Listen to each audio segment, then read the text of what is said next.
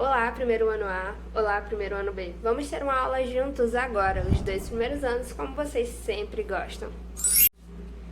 Então, pessoal, vamos lá para mais uma aula de biologia, continuando aí no ramo de ecologia, mas agora vamos iniciar o livro 2, tá? Começando por um assunto muito importante, que é o assunto de sucessão ecológica. E antes de vocês entenderem um pouquinho mais sobre sucessão ecológica, que a gente vai ver em detalhes logo mais, é preciso que vocês compreendam e relembrem aí alguns conceitos que a gente já viu em sala de aula, que foram os conceitos de população e os conceitos de comunidade. Então, para relembrar aí aos que andam um pouco perdido, muita coisa que vocês estão estudando, enfim.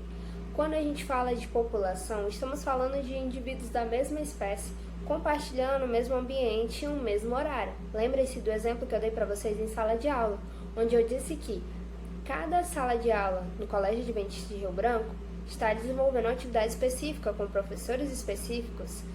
Seria impossível, por exemplo, eu estar dando a mesma aula para vocês, por exemplo, agora. Todos os 2 primeiros anos estão tendo a mesma aula de biologia porque é em formato EAD, mas se fosse em formato presencial, ou estaria na turma do primeiro A ou na turma do primeiro B.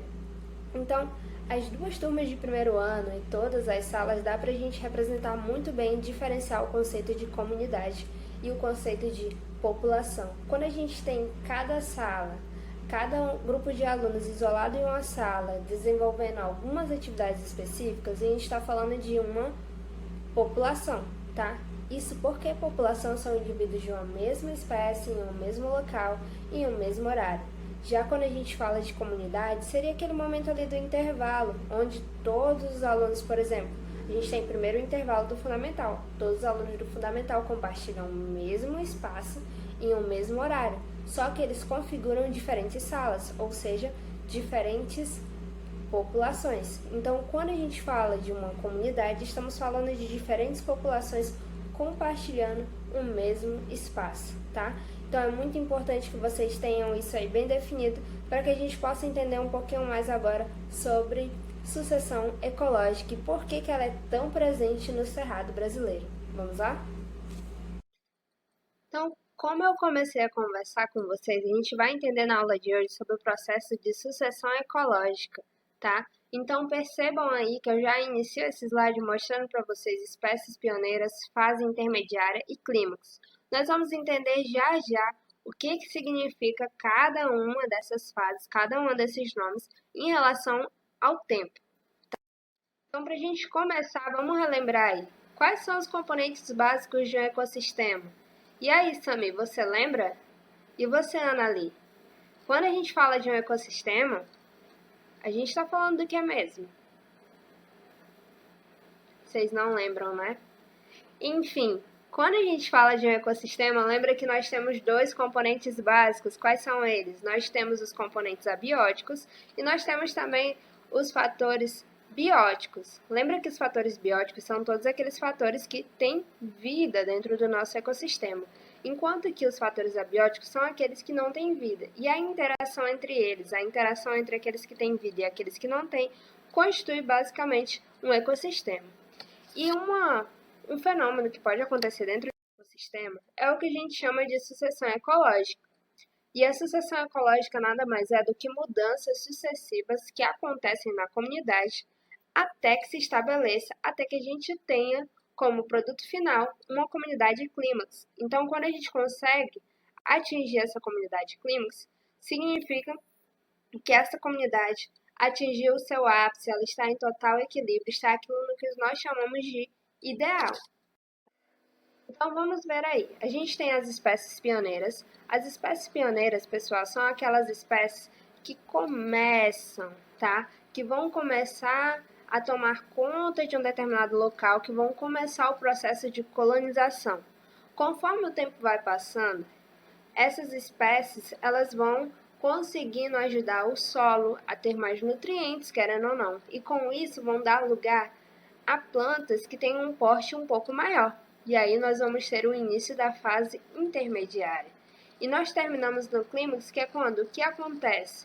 Quando espécies de porte ainda maior, tá, conseguem se estabelecer no local porque o solo já tem todos os seus níveis, o solo já está bem compactado e ele consegue, então, abrir margem para que essas espécies consigam se estabelecer. Então, inicialmente, nós temos as pioneiras, conforme o tempo vai passando, vão criando condições para que espécies com um porte um pouco maior consigam, então, fazer parte daquele local, para, enfim, dar lugar ou compartilhar local com espécies que sejam um pouco maiores, tá? Então, vamos entender um pouquinho sobre os tipos de sucessão que acontecem, tá? Então, uma coisa também muito importante, que inclusive eu comentei em aula com vocês, é a respeito de produtividade líquida e produtividade primária, tá? Observem essa questão e prestem bastante atenção que nós vamos resolvê-la no final dessa aula. Na verdade, vocês irão pensar e eu vou querer a resposta de vocês. Então, essa pergunta diz o seguinte: por que no início da sucessão a produtividade líquida ela é tão alta? Lembra lá daquele exemplo que eu dei para vocês? Uma pessoa, quando ela é funcionária de uma empresa, por exemplo, ela recebe um salário bruto. Mas esse salário bruto, ele vai sofrer alguns descontos, sejam dos impostos, seja de algum benefício que a pessoa tenha, enfim, ela vai sofrer alguns descontos e no final ela vai receber um salário líquido. Prestem atenção nesse conceito que eu já comentei com vocês. Então, o que acontece? Quando a gente fala da biomassa, a biomassa, à medida que ela cresce, a produtividade primária líquida, ela vai descer, tá? Prestem atenção nisso. Então, quando a gente fala disso, o que a gente está querendo dizer? Que na comunidade de clímax, a taxa de produtividade primária líquida, ela vai ser nula. Mas por que isso acontece? Lá na sucessão primária que a gente viu nessa imagem, o solo ele ainda está começando a ser formado. Então as rochas ainda vão passar pelo processo de intemperização, tá? Que elas vão começando a ser quebradas pelo processo do sol, da água, tá? Seja da água da chuva, do vento. Conforme ela vai sofrendo essa ação sucessiva, mas que demora um certo tempo, aí sim um solo vai sendo formado até que as espécies consigam se estabelecer, tá? Então a sucessão primária é em um ambiente que nunca foi colonizado. Já a sucessão secundária acontece em comunidades pré-existentes, ou seja, um solo que sofreu alguma perturbação, depois ele consegue então se restabelecer e as espécies conseguem então voltar, retornar. Por isso que é um processo mais rápido. Então lembra, quando eu falo de sucessão, eu estou falando de algo que está acontecendo, estou falando de eventos sucessivos, tá? E isso é um processo muito importante que a gente entenda dentro da ecologia. Então, só para a gente entender um pouquinho melhor a sucessão secundária.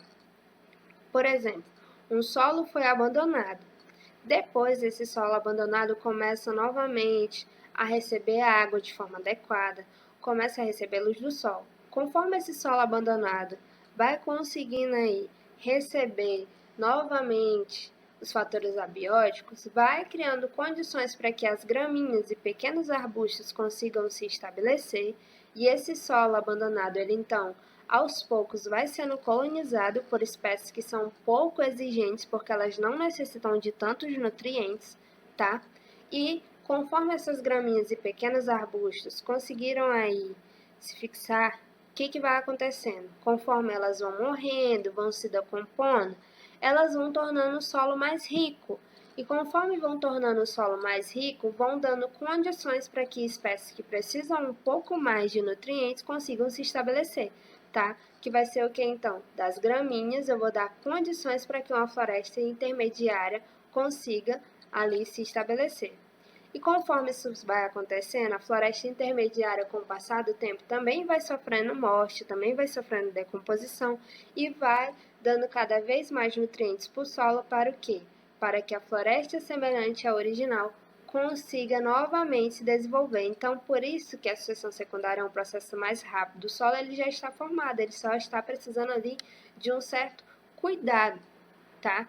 Então, por isso que a gente tem o conceito, ó, quando a sucessão ocorre a partir de uma área desabitada, mas que já abrigou no passado uma comunidade de seres vivos, ela é considerada uma sucessão